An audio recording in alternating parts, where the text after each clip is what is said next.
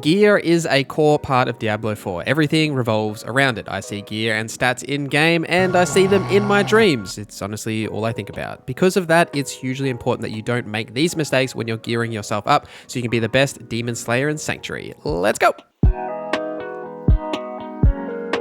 Let me know any tips and tricks you have in the comments down below. So first, let's talk about this salvaging versus selling thing. Now, this is sort of like a self-burn, and I'm not too proud to admit my own mistakes, but in previous videos, I have told you to salvage literally everything. And while I do stand by that advice, once you hit the end game, you will need some gold. Well, more than some, actually. You'll need a lot of gold. Once you get to that later game stage, you will need that gold for enchanting, changing affixes, unsocketing gems, changing gems, adding gems, doing all sorts of things. Like you'll absolutely need gold. So when you're sort of at that point, and especially it's more valuable once gear is actually worth more to sell. Like in the early stages, it doesn't really matter that much because gear isn't that expensive anyway if you do actually sell it in terms of what you get back. But the further you get in the game, it's obviously worth more. So selling less equates to more gold, and you can use that gold. But you sort of want to be at about like a 50-50-ish split, like depending on, you know, how much gold you actually need or where you're sort of at, right? Like you do obviously get more gold just by out in the world, but the more that you actually sell, you'll actually see heaps more of that gold increase because, you know, just general items can be worth anywhere from like 20,000 to like 100,000, right? So the more you sell, the more gold you get, and you'll be able to use it into more valuable things, but you absolutely still need those materials that we talked about earlier, but I just wanted to point that out here. Don't upgrade your gear yet. All right, so as you are leveling now, you will see at the blacksmith, there is the option to upgrade your gear. And what this will do is increase all of that gear's stats slightly. It improves the item power, which then in turn improves all of its stats. Now, all the items in the game and they have an item power, and all items have a breakpoint. Now, what this is that when an item hits like a new tier and goes into that next level, its stats will actually be significantly higher than if it was in the previous tier. Obviously, it's going to be higher because, you know, that item power is going to be more, but it actually equates to more in terms of its overall like percentage values. I'll flash up what those values are here and like the sort of things to think about. But say if you are close to one of these barriers, say like you've got, you know, a piece of armor that's like 623 item level, right? It's like just below level 5, then, you know, maybe you do want to upgrade it just that once to hit that next tier. But for the most part, while you're sort of leveling and just growing in power until you sort of hit the end game world tier 3, I wouldn't spend too much time other than maybe upgrading for the first 1 or 2 tiers because they're actually significantly cheaper than the further you get when you're upgrading your gear. But definitely don't upgrade any pieces of gear that you're definitely going to replace soon, which is often like your weapons. You'll replace them heaps as you're leveling up, and your armor to some regard, but your rings and amulet, you'll keep them for much longer than anything else. So just keep that in mind when you think about whether you should upgrade things and whether you are going to hit that next sort of breakpoint point. But it is worth upgrading. Just don't do it too early. Wait until you've got a piece of gear that's actually worthwhile doing it to, especially once you hit that world tier 3 and you start getting sacreds and uniques. And those are the pieces that you're definitely going to keep for a lot longer, which is what I've done with my two-handed sword here, because like I'm not going to replace this because it is absolutely fantastic. And that leads us right into our next point, which is pay attention to those aspects. So aspects you will get from your Codex of Power. So every time you do a dungeon, you'll get a new Codex of Power aspect that you can use to put into your gear, which is like a legendary. Now, outside of this, legendaries do drop from enemies as well. The legendaries that drop from enemies, the aspects that they carry are often more powerful than the ones that you can just create from the Codex of Power.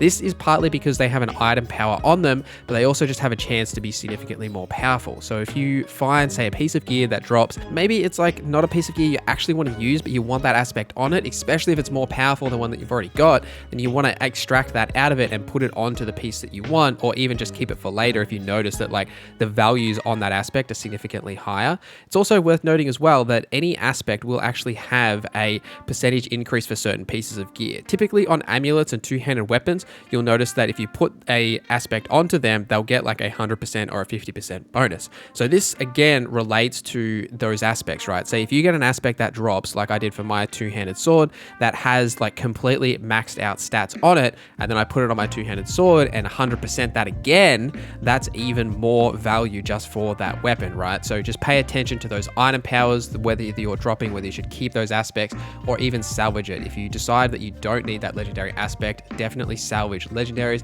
because you get resources that you can only specifically get from salvaging legendaries, which you'll then use for any of your crafting and stuff sort of later on. Don't unsocket those gems, salvage it instead. So when you're leveling up, you should just be putting gems in like everything, right? Just throw gems in all of your gear. It'll give you a little bit of passive increase, and gems drop so much. Gems are everywhere. You're gonna have hundreds of them. Honestly, don't worry about it. But you will often then think like, oh, should I get that gem back? Or if you even just want that gem back, right? If you've got a higher variant, don't unsocket it unless you want to keep that actual piece of gear, right? If you've accidentally put a gem on a piece of gear that maybe you don't want that gem in there, then unsocket it. But if you're getting rid of the gear, say replacing like a sword that you put a gem in or what have you, if you salvage that item, it will be free to salvage and you'll actually get the gem back and the resources obviously from salvaging the gear, but you won't lose that gem. So it'll save you that gold if you want that gem back. But for the most part, like, I mean, you're going to find gems all over the place, so it's not a huge deal, and you should obviously be upgrading all of your gems, etc. But should you add sockets to gem slots? I would think of this similar to, say, upgrading your gear, right? Are you going to keep that piece of gear for a long time? But it's also worth mentioning that socketing gear is significantly more expensive. The resource that comes from it is very hard to get compared to some of the other resources in the game. So really consider if you're going to use that piece of gear for a long period of time before actually investing that scattered prism into adding that socket slot to the gear piece. I wouldn't really do it unless it's something that you absolutely know you're going to keep for a long time. Lastly, let's talk about a huge buff to your passives, and that is enchanting. So at the Legendaries vendor, his last column will allow you to enchant your gear. What this means is that you can pick any of its like affixes, its like secondary stats, and replace it with a random roll of whatever you get. This is really, really good if you get one piece of gear which has like two or even one like exceptional passive or affix on it, and you want to change one of the other ones. It's a great way to do this to actually get valuable things out of it. This does happen all the time, right? You're going to get drops that just have like one or two passives on them that are really, really good, and one's just like super average, like plus fire resistance or something, and it like doesn't really do anything for you. So it's absolutely worth doing this and enchanting your gear to change it. It's also worth mentioning that you can only enchant or replace a single affix on a piece of gear. So if you want to then go and like re-roll again, you have to re-roll that same one. So it prevents you from changing the other affixes once you've picked which one you want to change. So make sure you're sure about that decision before you invest in it. But in any pieces of gear that you are going to keep for a while, it's definitely a well worth thing doing, as these affixes on gear are hugely beneficial to your overall damage numbers and just like general power, especially if you're replacing like plus fire resistance with like just plus straight damage or something, right? Like there's plenty of really good affixes that could just randomly roll from replacing that one. So consider investing in it. The more you invest in it, it does cost more, but it's worth doing if you're, again, going to keep that piece of gear for a long time. And speaking of keeping that gear for a long time, like when, should you consider doing all these things for your gear? I personally think that you should think about it after you've hit that World Tier 3 barrier. I think that's like the best way to think about it.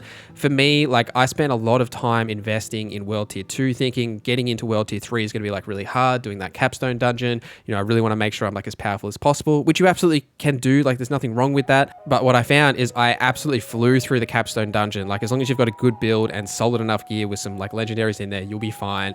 And then once you hit World Tier 3, every single piece of gear that drops is going to be better than the gear that you already had. Like that's like no joke, because sacred gear and uniques are significantly better than anything that drops on World Tier 2, and all that hard earned gear that you've enchanted and added all this stuff to and upgraded, it's just going to be like null and void. You're going to find pieces of gear that are just tiers above what you had on World Tier 2, and the same goes for World Tier 4, right? So just consider that once you've hit level 50 and hit World Tier 3, that's when it becomes really, really important. But until that point, you're free to just enjoy the game, have a grand old time, and slay some demons. Let me know your thoughts in the comments down below. Thank you guys for watching this video till the end. Thank you to our members for supporting the channel. My name is Norza, and I hope you have a great day.